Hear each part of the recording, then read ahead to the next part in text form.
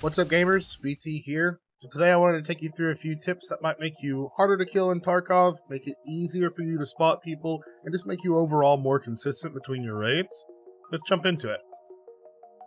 Alright, so the first tip that we're going to talk about today, guys, has to do with visibility in the main game. This tip is for NVIDIA graphics card users only. I do not know the settings you would use for an AMD GPU to achieve the same thing. But what we're using here is the NVIDIA control panel, so we can change out our gamma.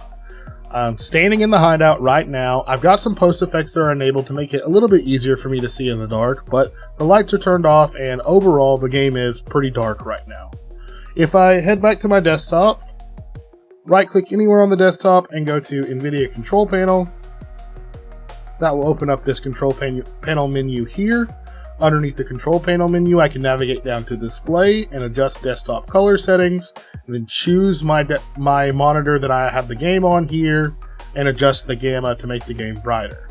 So I can turn my gamma up and you'll see the game gets a little bit brighter. For your monitor, this setting might be different. Usually it's about 20 to 30 points that you'll want to bump the game up so that you're able to see. But again, it all depends on your monitor. Maybe you have one with darker colors, maybe you have one with lighter colors, maybe you have one with deeper, richer blacks. It may be beneficial to turn your gamma up here. Now, if you're just going to turn your gamma up to a default setting and just leave it that way forever, you can just enable this here and click apply, then you're all set. But for me, I like to change between a couple of different modes for my gamma, so it makes it easier on me, especially right now in Tarkov because of all the snow. If I'm on customs and there's a snowstorm happening and there's fog going on and there's snow on the ground, I'm looking at basically a full white screen, and turning my gamma up is just going to burn my eyes out of my skull. What I do is I leave us on this default setting most of the time, and then I have a button on my Stream Deck that I can push and change my gamma settings on the fly. The way that you set this up is through the Elgato Stream Deck program.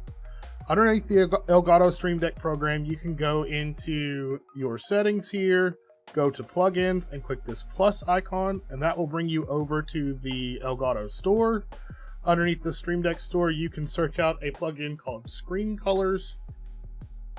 This first option here would be the plugin that we're going to install, so we would just open this into our Stream Deck, and now we can add this plugin to our Stream Deck somewhere to have one button press, where when we press the button, it will enable these settings. When we press it a second time, it'll set us back to our default NVIDIA settings. Now, you may be saying, I don't have a Stream Deck to work with. If you have a touchscreen monitor, or just a spare monitor that you would like to put a button that you could click on, the newest Elgato Stream Deck update gave us the ability to create our own virtual Stream Decks. So we can create a Stream Deck for basically any purpose that we would want to and have that show up on a screen. If we have a touchscreen monitor, we can then touch that button on that touchscreen monitor and basically have a Stream Deck that is as big as we want it to be. Okay, so we're going to start out at our smallest point. To begin with, we're going to talk about movement in Tarkov. The current movement system that we're using in Tarkov involves inertia. So our characters will build momentum when we're walking in a straight line, either forward, backward, left, or right.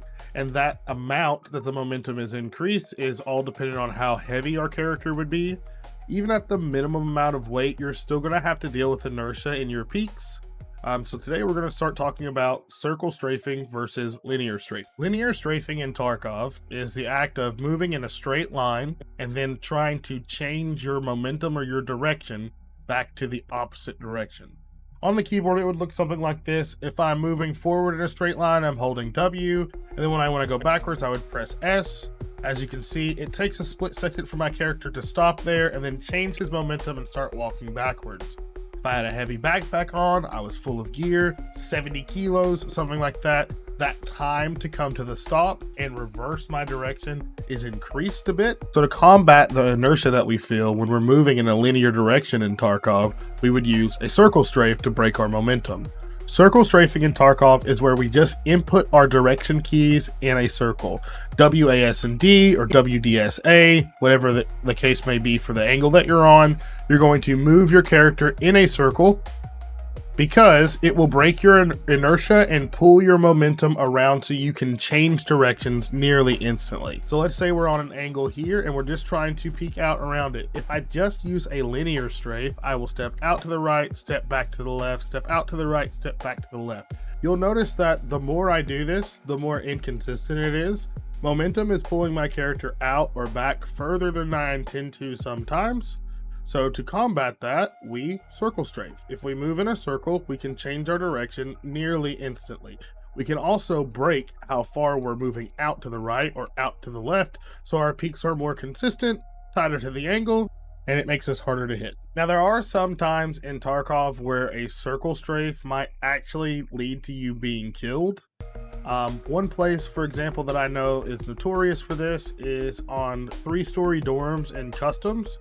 If you're standing in the hallway that leads to the run out to the balcony and you're trying to peek somebody who is on the middle stairs on 3rd floor, you'll notice that at the end of that wall, there's a bit of a lip that sticks out. And right behind you on the other wall that's opposite of that, there's a suitcase laying in the floor. If you are trying to do a circle strafe on that corner, depending on how long your gun is, your barrel might catch the lip of that wall. You might step back too far and step onto that suitcase, which may slow your movement down and make it easier for someone standing there on the stairs to just peek out and mow you down. The next technique that I'm going to take you guys through, I call this short peeking. To understand the short peeking mechanic, we first have to understand the way smooth leaning affects your leans in Tarkov. We're using this target in our hideout as a wall here that we're going to peek out around and see the target or player downrange. The first thing I want to bring your attention to is the speed at which I return back to my center location. So we're on the wall now, we're safe, we're in cover, we're going to press our lean key to lean out, and then when we release it, keep an eye on how fast we come back to our center location. With a smooth lean, you'll notice how quickly I'm going to come back to that center location. I lean out, I lean back.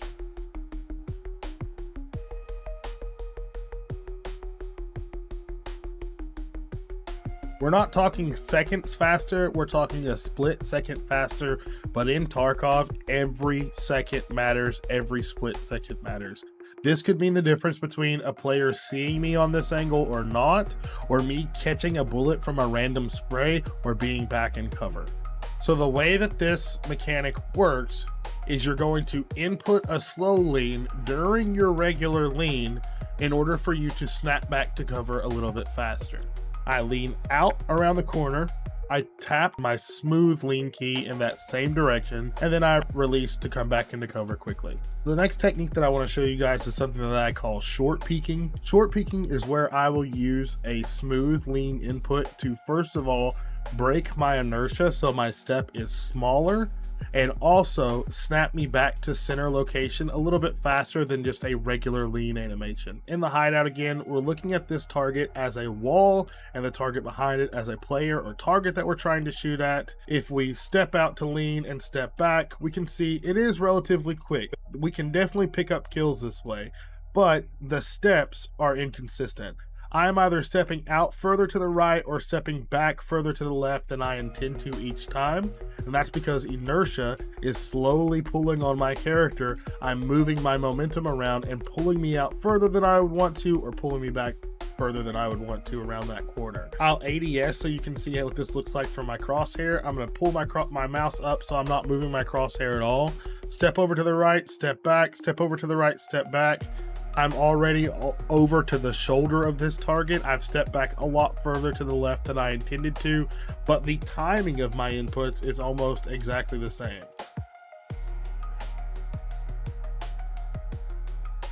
With the short peek mechanic, we can control ourselves a little bit easier on this peak, so we can step out tighter on the angle and step back into cover faster. We'll ADS again and pull our mouse up so you can see what this would look like in the crosshair.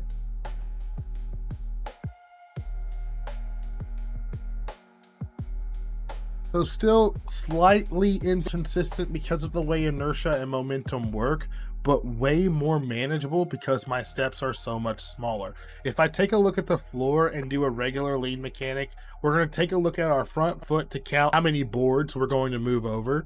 So I'm not using the short peak mechanic for this. I'm just doing a regular step out. Step out to the right, lean, step back in, step out to the right, lean, step back in. We can see we moved about 1, 2, 3, 4 planks in the hideout when we did that. If up to 5, we're kind of on the edge of that 4th one. And it's inconsistent. The more I do it, the more inconsistent it is. I step out further than I intend to, or step back further than I intend to. But if I use that short peak mechanic, I can significantly shorten the distance that I'm going to be peeking out. So we're talking about 4 to 5 boards there, down to 3 boards. The next technique that I'm going to show you guys is a technique that I call momentum shifting. To start out with, I'm going to show you the way momentum will affect us here. We're going to run down in a straight line to the Christmas tree, then we're going to turn around 180 degrees and try and run back to our starting location here. So I'm going to sprint down, turn my mouse around 180 degrees and try and sprint back. And what you'll notice is I didn't really turn in a straight line. I almost got pulled into my Christmas tree, into the tables here, because I ran in an arc. As I turned around, my momentum pulled me in an arc until I was 180 degrees and allowed me to go straight forward again. With momentum shifting, we can stop on a dime, turn around 180 degrees, and sprint directly back all at the same time. The way this works, while I'm inputting my normal sprint keys, I will press Shift and press W to move forward in a straight line. But as I get to the location where I want to stop or turn around, if I let go of my Shift key and I press A or D in the direction that I'm turning and then hit Shift again, once I hit that 180 degree angle, I will instantly turn around and sprint back in the direction that I came from.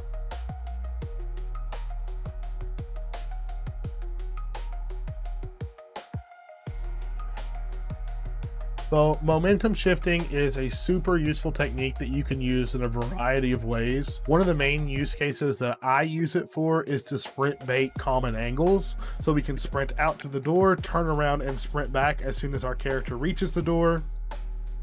And what this will usually do is, because we're sprinting, that player, they're going to expect us to sprint out of the door.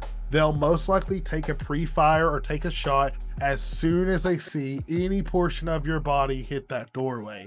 But because you're using that momentum shift technique, you are turning around instantly when you hit the doorway and running back the opposite direction. So what does this look like from their end? They might see your gun poke out around the corner. They might see the front of your hands, or they'll most likely see your heels as you turn around and run away. It does not give them a good opportunity to shoot at you, and it gives you a great opportunity to draw some bullets in, get an idea for what angle this person is holding, what gun they have in their hand, how many bullets they might have in their magazine, things like that. Thank you guys so much for watching this video. I hope that you found these tips were useful. For more tips like this, you can follow me over on TikTok or hit that subscribe button down below the YouTube.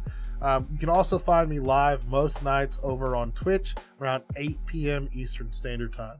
I hope to see you guys there. Y'all have a great day.